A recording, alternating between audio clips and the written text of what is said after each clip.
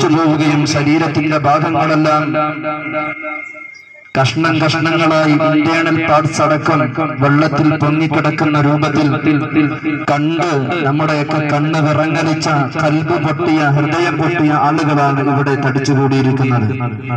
നമ്മളൊക്കെ ജാതി മത വർഗ വർണ്ണങ്ങൾക്ക് അതീതമായി അവിടെ രക്ഷാപ്രവർത്തനത്തിന് പോയ ആളുകളാണ്.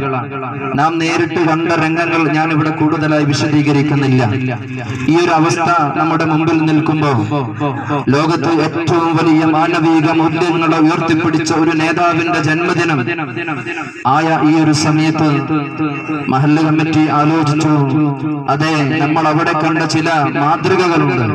മേപ്പാടിയിൽ ഉരുൾപൊട്ടലുണ്ടായപ്പോ അവിടെ ക്രൈസ്തവനെന്ന വ്യത്യാസമില്ലാതെ, മുസ്ലിമാൻ എന്ന വ്യത്യാസമില്ലാതെ, ഹൈന്ദവരെന്ന വ്യത്യാസമില്ലാതെ എല്ലാവരും ഒറ്റക്കെട്ടായി അവിടെ പ്രവർത്തിച്ചതിന്റെ വളരെ സന്തോഷകരമായ ഒരു അവസ്ഥ നമ്മളൊക്കെ കണ്ടതാണ്. അതുകൊണ്ട് തന്നെ ഈ ഒരു സംഗമത്തിൽ മറ്റു മതസ്ഥരെ കൂടെ ഉൾപ്പെടുത്തിക്കൊണ്ട് പ്രവാചകർ സല്ലല്ലാഹു അലൈഹി വസല്ലമ തങ്ങൾ മാലോകർക്ക് നൽകുന്ന അതിമഹത്തായ സന്ദേശം ഒന്ന് കൈമാറുക എന്ന ഉദ്ദേശത്തോടു കൂടെയാണ് നമ്മളൊക്കെ ഇവിടെ ഒരുമിച്ച് കൂടിയിരിക്കുന്നത്. ഒരുപാട് ആളുകൾ നബി സല്ലല്ലാഹു അലൈഹി വസല്ലമ തങ്ങളെ പറ്റി പറയുകയാണെങ്കിൽ മലയാളത്തിന്റെ മഹാകവിമാർ ചങ്ങമ്പുഴയും വള്ളത്തോളും കുമാരനാശാനുമൊക്കെ ആ നബി തങ്ങളുടെ അപദാനങ്ങൾ പാടി പുകഴ്ത്തിയത് നമ്മളൊക്കെ കണ്ടതാണ്. നമുക്കറിയുന്ന ഒരു മഹാകവിയാണ് വള്ളത്തോൾ എന്ന് പറയുന്നത്, വള്ളത്തോൾ നാരായണ മേനോൻ. നമുക്കൊക്കെ അറിയുന്ന സുപരിചിതനായ മലയാളത്തിന്റെ മഹാകവിയാണ്. വള്ളത്തോളില്ലാതെ മലയാളമില്ല, മലയാള കവിതയില്ല, മലയാള ഭാഷയില്ല, കേരളമില്ല. അത്രക്ക് വലിയ കവിയാണ് വള്ളത്തോൾ എന്ന് പറയുന്നത്. നമ്മുടെ പ്രധാനമന്ത്രി ജവഹർലാൽ നെഹ്റു പ്രധാനമന്ത്രി ആയിരിക്കുമ്പോ കേന്ദ്ര സാഹിത്യ അക്കാദമിയുടെ പ്രസിഡന്റായിരുന്ന വള്ളത്തോൾ പാടുകയാണ്, അതല്ല മറ്റെന്ത് നബിക്ക് ജീവാമൃതം മൃത്രക്കായി ഇഹ കൊണ്ടുവന്നതോ. നബി സല്ലല്ലാഹു അലൈഹി വസല്ലമ തങ്ങളെ കൊണ്ട് പാടുകയാണ്, നബിക്ക് എന്താണ് പ്രശ്നമുള്ളത്?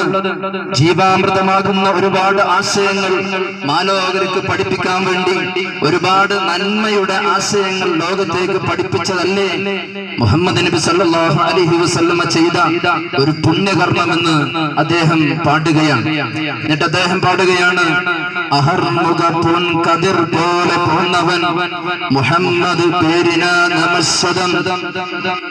സൂര്യൻ പോലെ പ്രകാശിക്കുന്ന ആ പ്രവാചകർ പുങ്കവരുടെ പേര് മുഹമ്മദ്, ആ നാമത്തിന് ഞാൻ ഒരുപാട് 100 വട്ടം ഞാൻ നമിക്കുകയാണ് എന്ന് തുടങ്ങുന്ന കാവ്യശകലങ്ങൾ ഒരുപാടുണ്ട്. സമയമില്ലാത്തത് കൊണ്ട് ഞാൻ നീട്ടിപ്പരത്തുന്നില്ല.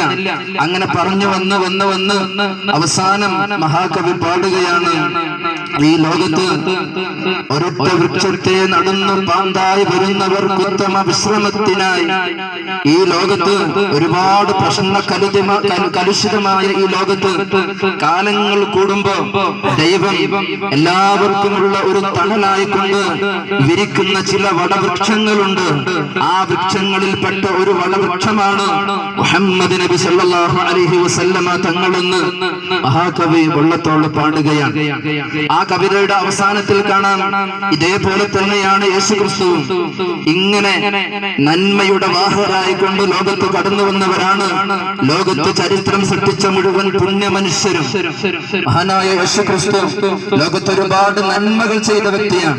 നമുക്കറിയാം, പരിശുദ്ധ ഖുർആൻ ആ യേശുക്രിസ്തുവിനെ പരിചയപ്പെടുത്തുന്നത് നമ്മൾ ഈസാ നബി അലൈഹിസ്സലാത്തു വസ്സലാം എന്ന് പറയുന്ന ഈസാ നബി അലൈഹിസ്സലാത്തു വസ്സലാം ഇവിടെ കടന്നു വന്നുകൊണ്ട് പ്രഖ്യാപിച്ച ഒരു പ്രഖ്യാപനം പരിശുദ്ധ ഖുർആൻ നമ്മളെ പരിചയപ്പെടുത്തുകയാണ്.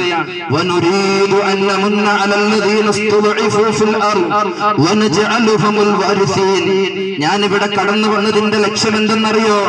ഇവിടെ അപലകളും ചപലകളുമായ സമൂഹത്തിൽ പിന്നോട്ട് നിൽക്കുന്ന ആളുകളെ സമുദ്ധരിച്ചു കൊണ്ടുവന്നുകൊണ്ട് അവരെ സമൂഹത്തിലെ ഉന്നതിയിലേക്ക് കൊണ്ടുവരലാണ് എന്റെ ലക്ഷ്യമെന്ന് യേശുക്രിസ്തു പ്രഖ്യാപിക്കുകയാണ്.